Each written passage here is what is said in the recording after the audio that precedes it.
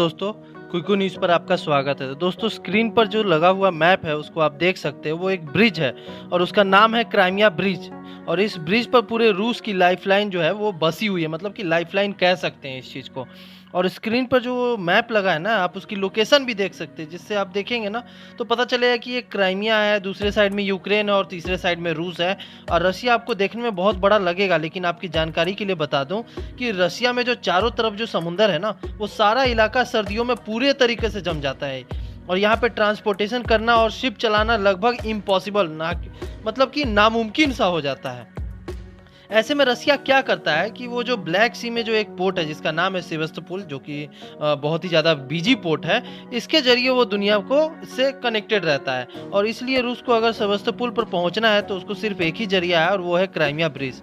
और ये Crimea bridge जो होता है ना, वो कनेक्ट करता है पूरे आइलैंड को और पूरे रशिया को, मतलब कि पूरे आइलैंड और रशिया का जो मेन लैंड है उसको कनेक्ट करने का काम करता है। और दरअसल यहाँ पर जो क्राइमिया रीजन है ना, यहाँ पर रूसी नौसेना का एक बहुत बड़ा नौसैनिक अड्डा भी है। और आप जानकर हैरान रह जाएंगे कि रूस में जितने भी नौसैनिक बेस या अड्डे हैं ना मौजूद, उसमें से सिर्फ एक यही बेस है जो कि 12 महीना वर्किंग या फिर एक्टिव रहता है। नहीं तो वैसे सर्दियों के मौसम में क्या होता है ना कि और सारे जो उसके पोर्ट्स हैं ना वो सब जमने लगते हैं, क्योंकि उस साइड का जो पार्ट है वो हर वक्त मतलब कि एक्टिव नहीं रह सकता, मतलब 4 या 6 महीने के लिए तो इनएक्टिव हो ही जाता है।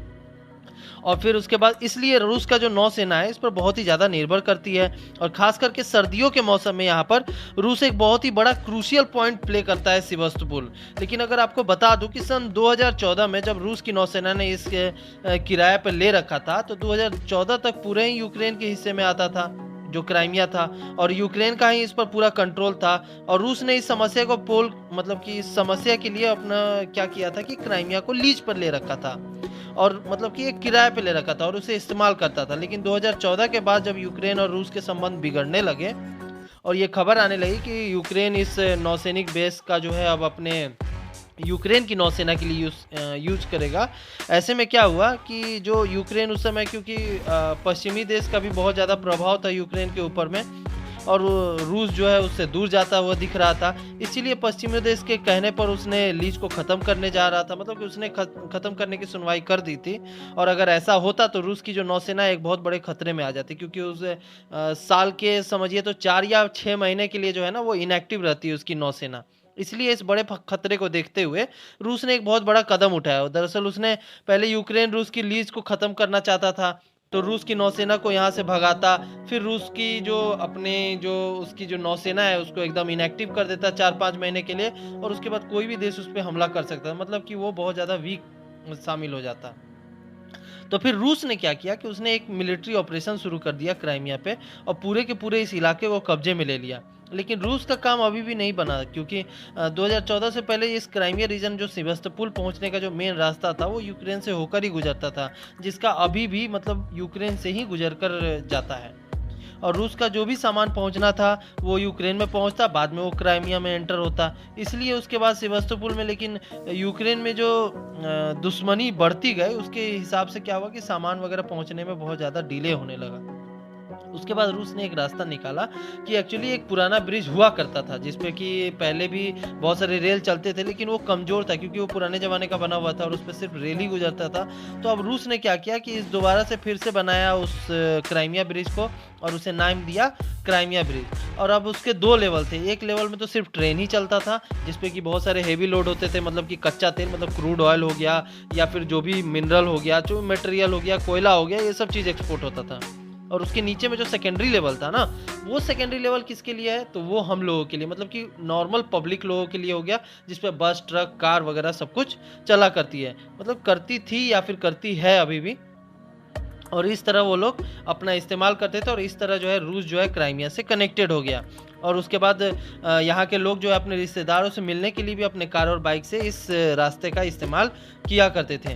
और ट्रक भी जो है इस सेकेंडरी लेवल से जाया करती थी, और ये बहुत ही वर्ल्ड क्लास तरीके की ब्रिज थी उस, और बहुत ही सुरक्षित थी।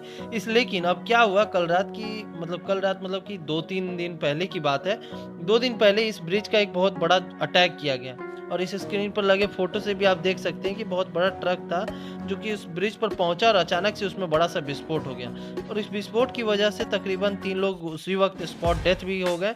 लेकिन सबसे बड़ी बात यह है कि उस ब्रिज के बहुत ही ज़्यादा हैवी डैमेज हुआ। अब आपके दिमाग में सवाल आ रहा होगा कि इतना ज़्यादा वर्ल्ड क्लास लेवल का एक ब्रिज बना हुआ है और उस पे सिर्फ मतलब कि ट्रक के ब्लास्ट से क्या हो गया, मतलब कि इतना ज़्यादा उसको क्षति कैसे पहुंच गया या फिर वो डैमेज कैसे हो गया। तो एक्चुअल में हुआ क्या था ना कि जब ट्रक ब्लास्ट हुआ ना उसी वक्त नीचे की तरफ से जो है ना जो ट्रेन जो थी उसमें क्रूड ऑयल जा रहा था। तो जब ऊपर ब्लास्ट हुआ तो नीचे के जो 3-4 कंटेनर थे जिसमें क्रूड ऑयल लगा हुआ था उसमें भी आग लग गया और उसमें भी ब्लास्ट हो गया। मतलब कि दोनों जगह पे ब्लास्ट एक टाइम पे हो, इसीलिए जो इसका इफ़ेक्ट था ना उस ब्रिज पे बहुत ज़्यादा पड़ गया। और कम से कम 4 कंटेनर ऐसे थे जिसमें आग लगी और उसी वजह से ब्लास्ट इतना ज़्यादा बड़ा हो गया कि दोनों ही लेवल में हेवी डैमेज पहुंच गया। और ख़ास करके जो सेकेंडरी लेवल जिस पर कि कार बसें चलती थी वो लगभग बीच से टूट ही गया और इसे रूस के लिए एक करारा झटका भी माना जा रहा है क्योंकि क्राइमिया और रूस के बीच का ये ब्रिज जो था वो लाइफलाइन था और हर रोज़ तकरीबन 15,000 से ऊपर कार, बस, ट्रक वगैरह वहाँ से गुजरती थी और दुनिया भर में जो रूसी व्यापार है उसके लिए बहुत ही बड़ा क्रूशियल पॉइंट था और इसके बिना रूस का बहुत ही ज़्यादा हेवी लॉस होंगे और रूस बहुत ज़्यादा एक्सपोर्ट नहीं कर पाएगा। और इतना ही नहीं, तीसरा मेन पॉइंट ये भी है कि इस ब्रिज को बनाने में बहुत ज़्यादा खर्च आया था। तकरीबन 250 बिलियन रूसी रूबल का खर्च आया था सिर्फ इसको बनाने में और इसलिए इस ब्रिज को दोबारा खड़ा करने के लिए, उसको कंस्ट्रक्ट करने के लिए पैसा तो खर्च होगा ही होगा, वो तो अलग बात है। उससे बड़ी मुसीबत है उस समय लगेगा कि बहुत ज़्यादा उस समय रूस किस तरीके से ट्रांसपोर्टेशन करेगा, क्योंकि रूस से क्राइमिया तक बड़ी समस्या इसलिए है क्योंकि आपका सवाल आपको सोच में आ रहा होगा कि अब क्राइमिया तक वो लोग पहुँचेंगे कैसे? अगर वो 4 या 6 महीने तक जब बीच का समुंदर जम जाएगा तो वो लोग अब वहाँ तक पहुँचेंगे कैसे?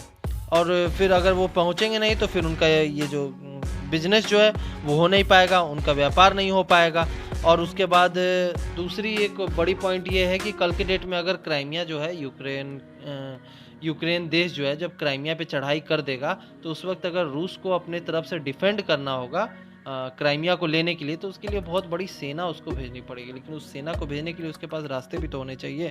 लेकिन यहाँ तो रास्ता एक ही था, वो था लाइफलाइन जो क्राइमिया ब्रिज था, लेकिन उसको तोड़ दिया गया है।